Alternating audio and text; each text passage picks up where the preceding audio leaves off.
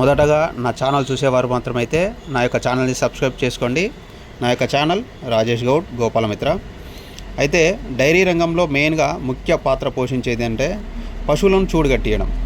అయితే ఈ యొక్క యువ రైతు తను ఏ విధంగా పశువులను చూడుగట్టిస్తున్నాడు, ఎటువంటి జాగ్రత్తలు తీసుకుంటున్నాడో ఈ వీడియోలో చూద్దాం.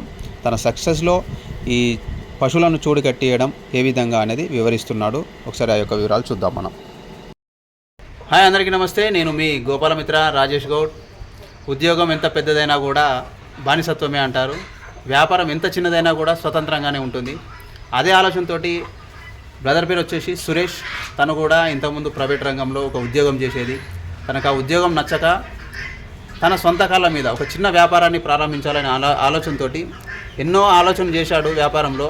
తనకు ఈ డైరీ ఫీల్డ్ మీద ఆసక్తి ఉంది, ఇంట్రెస్ట్ ఉంది కాబట్టి అని చెప్పేసి ఈ డైరీ ఫీల్డ్ ఎంచుకొని తను ఒక 3 సంవత్సరాల కిందట 2 గేదెలను తీసుకొచ్చుకొని డైరీని ప్రారంభించాడు. ఇప్పుడు ప్రజెంట్ వచ్చేసి 20 గేదెలతోటి మెయింటైన్ చేస్తున్నాడు. సరే, ఈ 2 గేదెల నుంచి వెళ్ళి 20 గేదెలకు వచ్చినప్పుడు తన సక్సెస్ అనేది ఎలా స్టార్ట్ అయింది, అసలు ఎటువంటి ఆలోచన చేసి ఇంతవరకు వచ్చాడని చెప్పేసి ఒకసారి తెలుసుకుందాం మనం. ముందుగా ఆ యొక్క రైతు 2 గేదెలను కొనుగోలు చేయడం జరిగింది. ఆ తర్వాత ఒక 5 గేదెలను, ఆ తర్వాత వచ్చేసి మళ్ళీ 5 గేదెలను, 12 గేదెలు, ఆ తర్వాత వచ్చేసి 8 గేదెలు, మొత్తం 20 గేదెలను క్రమక్రమంగా విడతల వారీగా కొనుగోలు చేస్తూ వాటి మీద అనుభవం తెచ్చుకుంటూ ఈ యొక్క 20 గేదెలతోటి ఇప్పుడు ప్రజెంట్ సక్సెస్ఫుల్గా రన్ అవుతున్నాడు. ఆ సక్సెస్ఫుల్గా రన్ కావడానికి తను ఎటువంటి జాగ్రత్తలు తీసుకున్నాడో చూద్దాం మనం. నా పేరు సురేష్, మాది రెడ్డిపురం.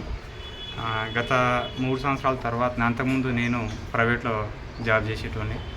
ఆ ప్రైవేట్ జాబ్ నాకు నచ్చక నాకు సొంతంగా వ్యాపారం చేసుకోవాలనే ఉద్దేశం ఉండేది.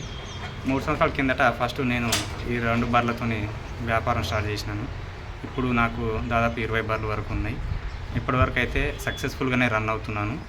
డైరీ మెయిన్గా లాస్ కాకుండా ఉండాలంటే బర్రెలను సరైన టైంలో ఏదైనా గుర్తించి వాటికి సెమిన్ ఎప్పిస్తూ ఉండాలి. సెమిన్ ఎప్పేయడం వల్ల మనకు బ్రీడెడ్ దూడలు వస్తుంటుంది.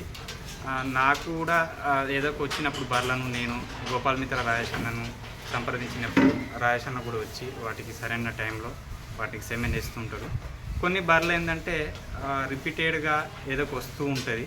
ఆ టైంలో నేను గోపాలమిత్ర రాజేష్ అన్నకి చెప్పడం వల్ల రాజేష్ అన్న మళ్ళీ వెటర్నరీ డాక్టర్ చెప్పడం వల్ల వెటర్నరీ డాక్టర్ సర్వర్ వచ్చి వాటికి సరైన విధంగా ట్రీట్మెంట్ చేసి తర్వాత మళ్ళీ ఎదకొచ్చినప్పుడు కన్ఫామ్గా కడుతూ ఉంటుంది. ఇటువంటివి రిపీటెడ్ అయినప్పుడు మనం వాటిని సరైన టైంలో చూస్తూ ఉండాలి. చూశారు కదా ఫ్రెండ్స్, డైరీ రంగంలో పశువులను చూడుగట్టియడం ఎంత ముఖ్యమైన పాత్ర వహిస్తుందో ఒక యువ రైతు ద్వారా మనం తెలుసుకోవడం జరిగింది.